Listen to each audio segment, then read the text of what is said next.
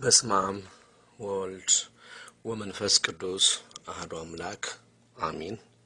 የእግዚአብሔር ስም ለዘላለም የተመሰገነ ይሁን። ውድ የእግዚአብሔር ልጆች፣ ውድ የእግዚአብሔር ቤተሰቦች፣ እግዚአብሔር ለዚህች ዕለትና ለዚህች ሰዓት ያደረሳችሁ እግዚአብሔር አምላክ ለዘላለም የተመሰገነ ይሁን አሜን። ዛሬ ትንሽ ላስተላልፍ ወይም ስተኛም ስነሳም ሁሌም ውስጤን የሚነካኝ ነገር አለ። ምናልባት ለኔ ብቻ አይደለም፣ ይሄ ሁላችሁንም የሚያሳዝን ውስጣችሁን የሚነካ ነገር ነው። በአረብ ሀገር ስንኖር ብዙ እህቶቻችንና ወንድሞቻችን በተለይ ውድ ንጹሐን እህቶቻችን እያለቁ እና እየሞቱ ነው።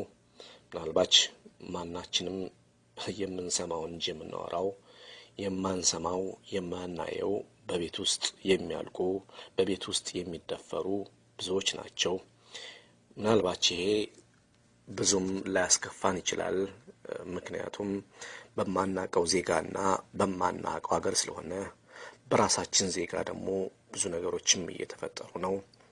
በተለይ ሴቶች በስልካችሁ ውስጥ ከ5 እስከ 6 ያላነሰ አይነት ስልክ ከፍታችሁ ለእያንዳንዱ ሰው አንዳንድ ስልክ አበጅታችሁ በዛ እየተጀናጀናችሁ እየተነጋገራችሁ ፍርሃተ እግዚአብሔር በሌለው ነገር ሁሉ ፎቶ እየተላላካችሁ ለብዙዎች ማለቅ ምክንያት የሆናችሁ ሴቶች፣ እናንተም የምትጎዱ የምታልቁ፣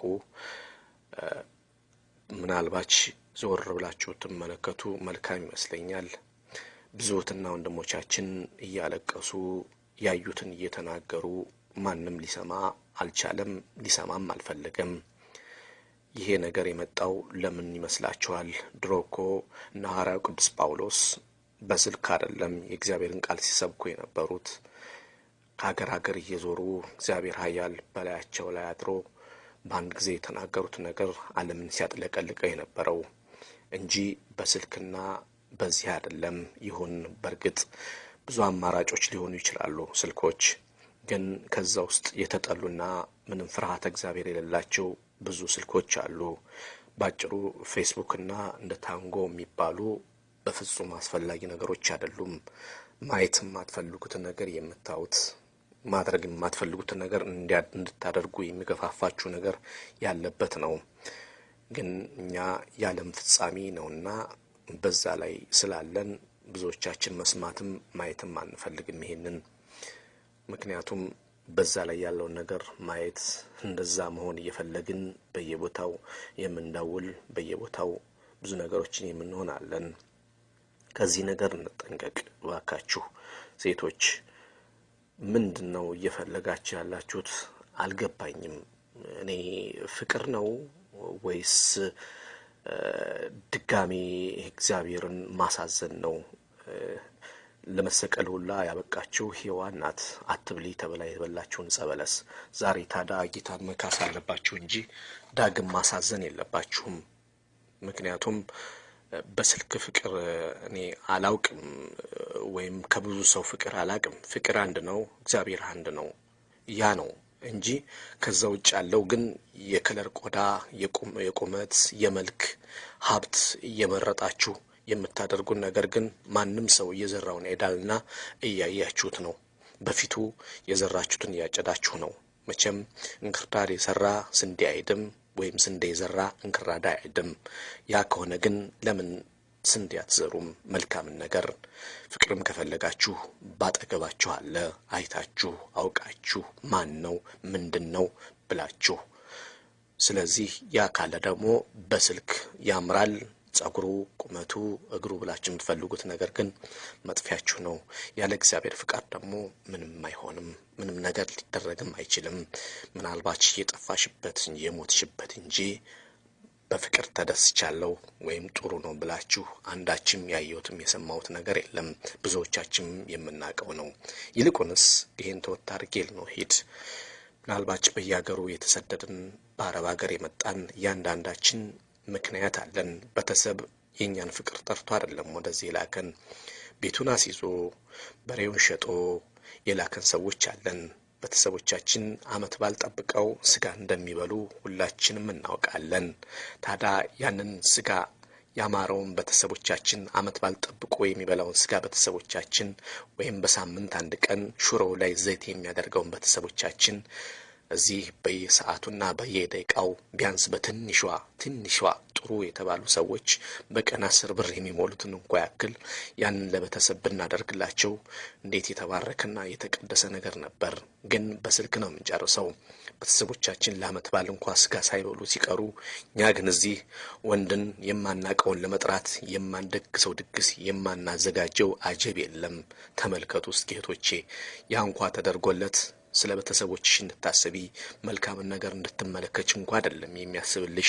ነገ ጉድጓድሽን እየማሰልሽ ነው። ወይም በዛ ቤት መጥቶ ከአንቺ የተሳለ ሴት ካገኘ ስልኳን ወስዶ አንቺን ወደዛ ብሎ የሚያደርግ ወንድ ያለበት ወቅት ነው።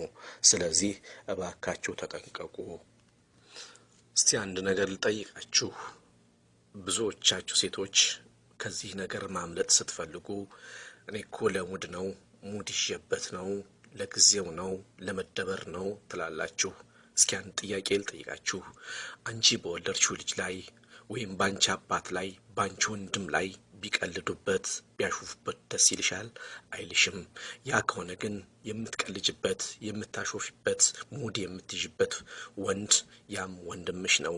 ስለዚህ ያ ከሆነ ደግሞ ያለ እውነት ያለ ፍቅር ያለ ፍላጎት ለሙድ ተብሎ ይሄ የምታደርጉት ነገር ትልቅ ኃጢአት ነው። በቃ ያ ሰው የቀረብሽ ሰው መቼም አንድ ሰው ስትቀርቢው ሁለት ነገሮችን ፈልጎ ይመስለኛል። ሴት ልጅን ሲቀርብ በተለይ እዚህ አረብ ሀገር ወይ ስጋሽን ነው ወይ ብርሽን ነው። ያ ከሆነ ደግሞ ይህን ጠንቅቀሽ ካወቅሽ የምትቀርቢውን ሰው ማወቅ። እኔ አንድ ነው አንድ ነሽ ወይም እሱም አንድ ነው፣ የሚያስፈልገውም አንድ ነው። እግዚአብሔር የሚሰጠው ሰው አንድ ነው። ለምን ብዙ እንደምንፈልግ ብዙዎች ወንዶች ብዙ ሴት እንደሚፈልጉ ብዙዎች ሴቶች ብዙ ወንድ እንደሚፈልጉ አይገባኝም። ይህ የምጣር ቀን ነው፣ የመጨረሻው ቀን ጌታ ኢየሱስ ክርስቶስ የሚመጣበት።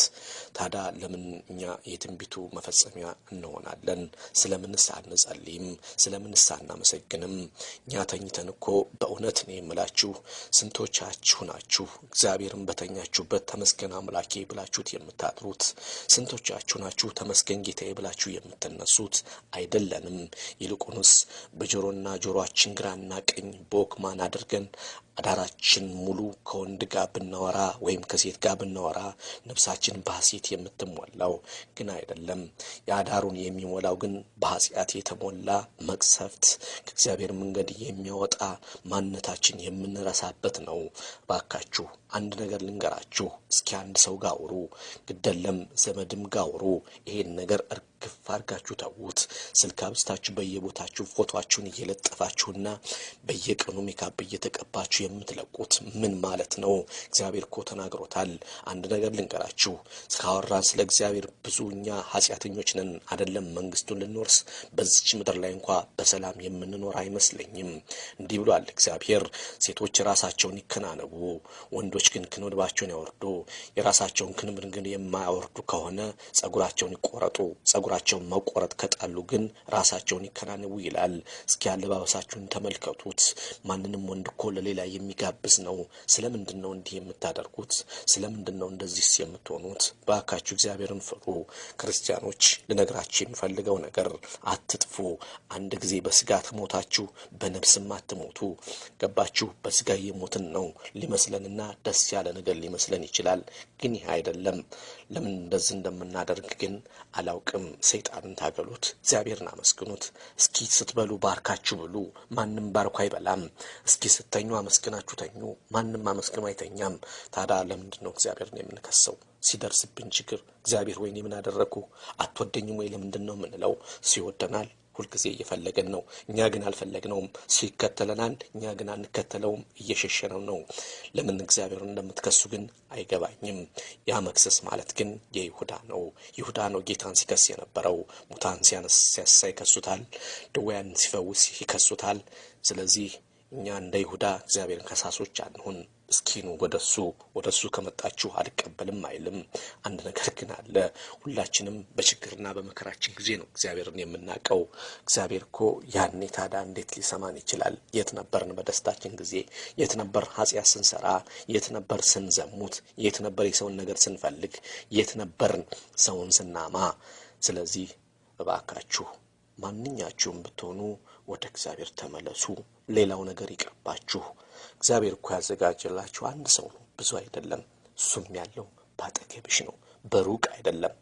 ባጠገብ ማለት አንቺ ፈልገሽ በስልክ የምታገኙ ሳይሆን ባጠገብሽ ሆኖ ልብሽ የሚያርፍበት አንድ መልካም ሰው እግዚአብሔር የባረከው አለ።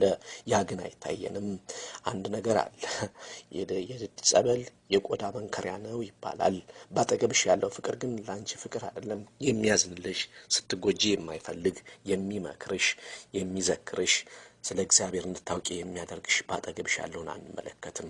ይልቁንስ በዛ በፎቶ ውስጥ ሜካፕ ተቀብቶ የራሱ ያልሆነውን ፎቶ የሚልክ በአፉ ማርን የሚያዘንብ የሚመስል ያንን ወንድ ነው የምንፈልገው። ታዲያ ውጤቱ ያያችሁት ነው። እየሄዳችሁ እየሞታችሁበት፣ እየሄዳችሁ ገንዘባችሁን እየጨረሳችሁ፣ እየሄዳችሁ እያለቃችሁ ነው።